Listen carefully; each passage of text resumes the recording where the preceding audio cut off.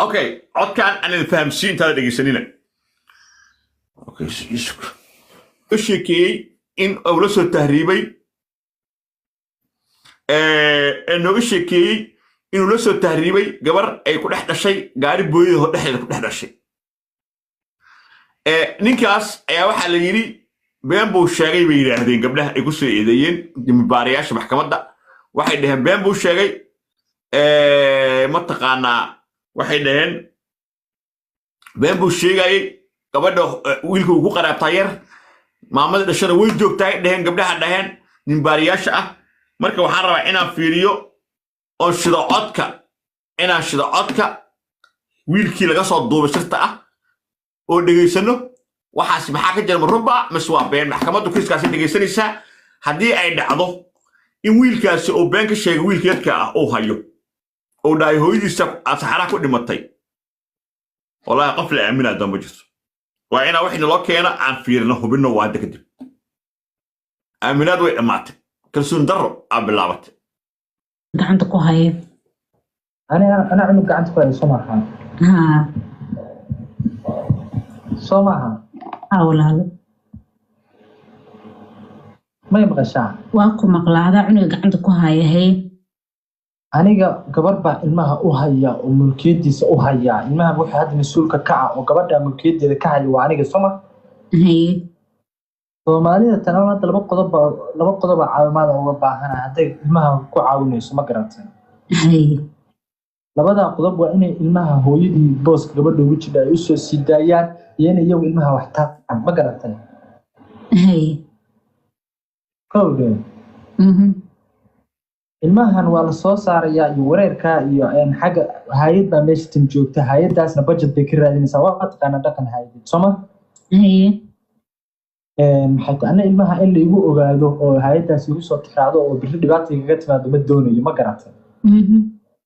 لبدا أمريكا مسؤولية إذن كاس كلا إن إلمها أنا هذا بقول كي وبقول أنا وأنت عن إلمها براه بلشة وصل لجي واحد هاي إن إلمها العوي هو يسن الله صاره بس بيجي كلا الله سير قبل كره هذه العقد ولا جاب إحنا إياه هذه أمريكا اللي قرنا يعني حلك ويقول رجع يا مكاسمة. marka hooyadii malacaga lagu soo saaraa sidad la yaqaano oo waxweeyaan ogooniya xideen sidee macnaha ku fudud halkaas adaa ilaa joogtido barnaamijka faraha kula jirto waxa loogu soo saari karaa hooyadii ilmaha maadaama waalidkii lacag ka bixin waayeen gabadha ma garanaysaa anigina gabadha tan meesha tan jirta laftirkeeda tan aqoon saa'id oo caadi ah uma lihi macnaha aniga way soo jigarnayna maxay inay bitna timad way ii sheegtay laakiin cidda ay tahay waxa kamid ah dhahday ya barir bitland ma garanaysaa hay ya marka in ilmihii dadka isku uriyaan lacag ay gabadha isku uriyaan gabadha ay soo saaraan ilmihii gabadha ay soo kulansiiyaan ma fahamtay hay ilmaha iyo gabadha marka inay badda soo wada maraan in hay'adda ay isla tagaan in meelaha kale lagala dhaco wixii marka u banaan iyaga u taala ilaa gabadha iyo ilmihii anigu waa isu keenay oo marka ilmaha macnaha sorry gabadha waxa haysta miya qoladii maxfurashada doonaysay oo marka imisa lagu soo saaraya ani inta ku soo baxay 15 ma ku soo baxay ma fahantay abo saa ama malaynaynin ani cunug hooyadii dhimatay dawaa dhimatay cunug hooyadii sidaa sheegtay oo gabadhii haysan cunuga gabadhii la socoto 8 maalmood kaliya meel kula jirtay ayadana xeero gashay saan war kulli u sheegtay una fahmay aniga laga yaabo inaan xitaa u fahmo aad u sheegin abooy dan gabadha adigan aad u baahan tahay cunugaani wax caawiyo bay aniga taa ila muuqatay sababtaasaan cunuga caawimaad ugu raadinayay dawlad waxa weeye hadii gabar la soo saarayo sorry waxa weeye arintaas way weyn tahay hadii arinta cunugan yahay cunuga cidiisa shan waa loo raadi karaa asagana meesha waa laga soo saari karaa laakiin qof cidiisa soo dirsato tahriibayo qof maanta u diyaaro shantan ka saari kara ma jirto abo ruux caloosh laga hadlaa wacande marka raali noqo xoga ismaandhaaf aan ugu dhacay ani cunuga yar oo dhibaataysan adigoo qof dhalinyaraaho kugu qandha karo kugu dhafraayo inaan kala badbaadiyo safara inaan kala badbaadiyo aniga u ordaayo nafta iiga dhacaysay oo ilaa istaacano biri 100 program la usoo jeedaa aad iyo aad marka ana hadda ulajeedka waxay tahay ilmaha kan aan ugu dhaqaaqayo waxay tahay ma taqaanaa ilmaha kan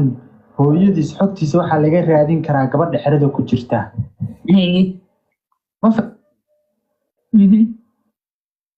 ilma beerka beelna marka ilmaha kan hooyadiis iyo dadku ka soo jeedo iyo xogtiisa waxa laga heli karo waa gabadha xerada ku jirta gabadha xerada ku jirtana ninkii aniga iyo ninkii magafaha haystay waa isku wareerna ma garatay abooye hadalka adaa ku wato arrinta waa mid dan ah midna waa mid safara gabadhaani cunugan ayada ma foolan ma dhalin tahriib weeyaan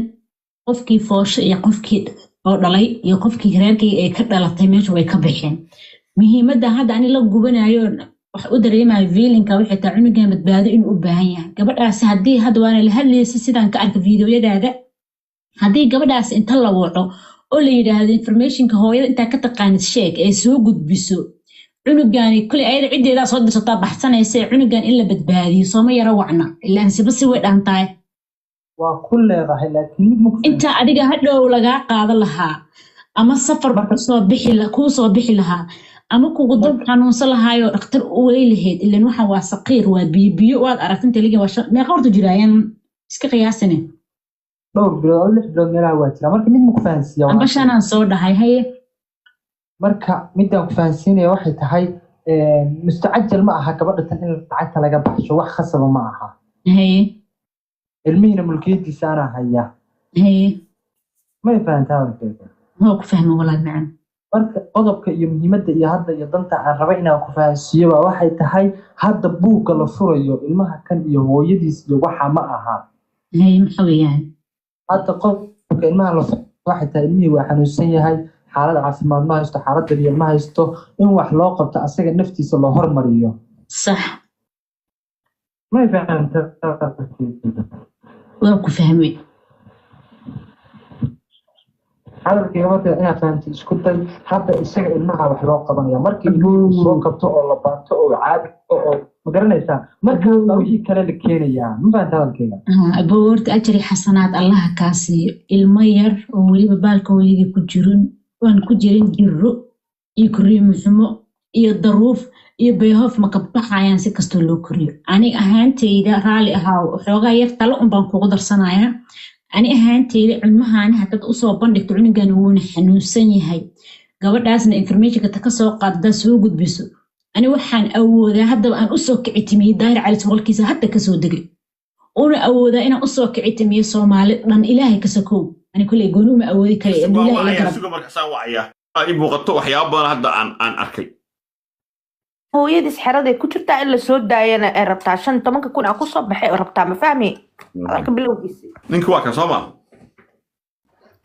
isaga waa okay ikaadi ma isku nigad sawirad meeshaas lagu galgaliyay waxna la iskaga damaashaadayay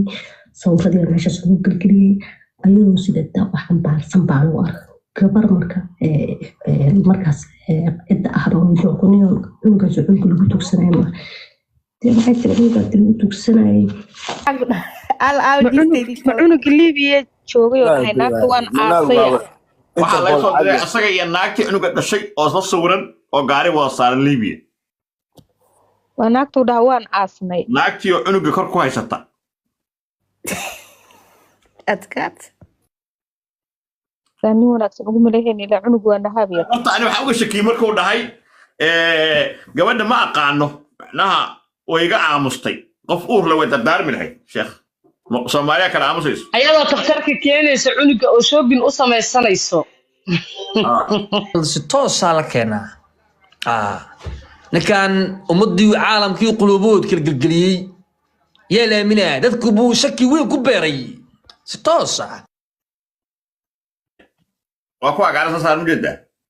si fiican looma arko dhishreere fiiri naagta waxaa saciido beebi waa mujeda beebi maarta ka ku saaray isha fiiri indhaha daahirow waxaan waa isla ogyihiin naag xiran ma dhihi karan laakiin xogta waa soo dhacay mar hadday maxkamad timin ninka kale ag fadhiya ama u dhalay oo iska aamusan may kana uga shakisanaya indhaha yaryar ma jiraan dhehayna babeentaasuu la yimid cunug hooyadiisa soo aasay hooyad dhexdeeda uga dhaliyey soo dhow awlulu wuu tirtira laakiin whatsapp wuu tirtiragow yiraahdo farxaan